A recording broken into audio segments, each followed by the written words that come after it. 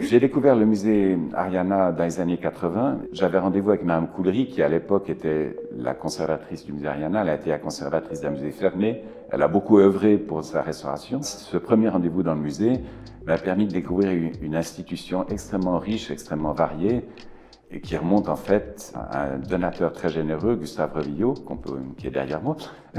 Et c'est à lui qu'on doit cette profusion de collections qui part un peu dans tous les azimuts, mais qui pour moi, qui était intéressé que par une période, ça m'a ouvert des univers très différents et j'en suis très, très heureux. Le mélange des genres, le fait qu'on ne soit pas limité à de la céramique européenne ou de la céramique suisse, mais qu'on voit des céramiques du monde entier, pour moi c'est très enrichissant. Ce qui est toujours intéressant pour moi, c'est de voir un rassemblement de pièces et de pouvoir comparer d'une pièce à l'autre, voir les variantes, voir là où ça se ressemble, là où ça diffère. Et comme c'est souvent des pièces qui sont faites de façon relativement artisanale, il y a forcément des différences. Il y a cette sensibilité, ce côté humain qui éveille pour moi quand même une certaine émotion, même quand c'est pas mon domaine de prédilection. Mon regard sur l'Ariana, c'est un aller-retour parce qu'en fait, par bonheur, j'ai fait des expositions qui ont peut-être précédé celle de l'Ariana. J'ai fait une exposition de Bonifa déjà en 82. L'Ariana en a fait une beaucoup plus importante après, mais disons que c'était comme un prolongement pour moi et je suis content de voir que je suis un peu en phase avec ce qui se passe dans le musée. La preuve, c'est que je suis maintenant présent avec cette histoire de tasse dans les vitrines de la galerie. Dans les collections de l'Ariana, il y a beaucoup de choses qui me touchent, mais il y a un domaine plus particulièrement, c'est la porcelaine de Rosenburg. Donc c'est une porcelaine hollandaise extrêmement fine qu'on appelle parfois coquille d'œuf tellement elle est fine. Et on hésite même à la tenir tellement ça semble fragile. Et l'Ariana en possède en tout cas un vase et une tasse et sa sous-tasse que j'ai employée pour l'exposition.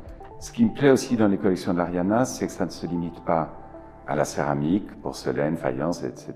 Mais il y a aussi du verre et l'Ariana a la chance de posséder des pièces de verre italiennes qui ont été acquises avant la guerre et qui sont vraiment des exemplaires muséaux de la verrerie de Murano pour l'époque. Et ça me touche aussi. Les relations entre les musées, les institutions d'une façon générale et le commerce de l'art sont souvent, à mon avis, trop compliquées. En fait, avec l'Ariana, ça se passe de façon extrêmement agréable. Pour moi, l'Ariana est vraiment une institution amie, un ami qui m'apporte beaucoup et auquel j'apporte de temps en temps aussi mon soutien d'une façon ou d'une autre. Et en fait, on a des rapports complémentaires. Le marché de l'art peut se permettre de parler d'argent, ce qu'une institution ne fait pas. Par contre, une institution a cette permanence qui fait qu'on retrouve régulièrement les mêmes choses avec plaisir. Le commerce est obligé d'avoir une certaine rapidité, tout est très éphémère dans le commerce. L'institution, le musée, nous offre vraiment un outil de référence. C'est vrai que j'apprécie l'objet et la sculpture générale parce qu'on a un rapport physique avec l'objet. Et plus particulièrement avec la tasse est un des rares éléments de vaisselle qu'on met directement dans la bouche. On tient la sous-tasse d'une main, on met la tasse dans la bouche. Donc on a vraiment un rapport très proche avec cet objet, c'est un objet presque intime. Et le fait de pouvoir toucher un objet nous enseigne beaucoup. D'abord, il y a le poids, la densité, il est plus ou moins lisse, plus ou moins rugueux. Il y a des objets qu'on a plaisir à tenir, simplement parce que le contact.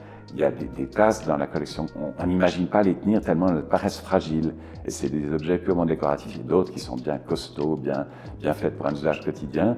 Et ça, on s'en rend compte en les prenant en main, ce que évidemment le visiteur ne peut pas faire, mais toucher un objet, c'est un plaisir et c'est une façon de le comprendre.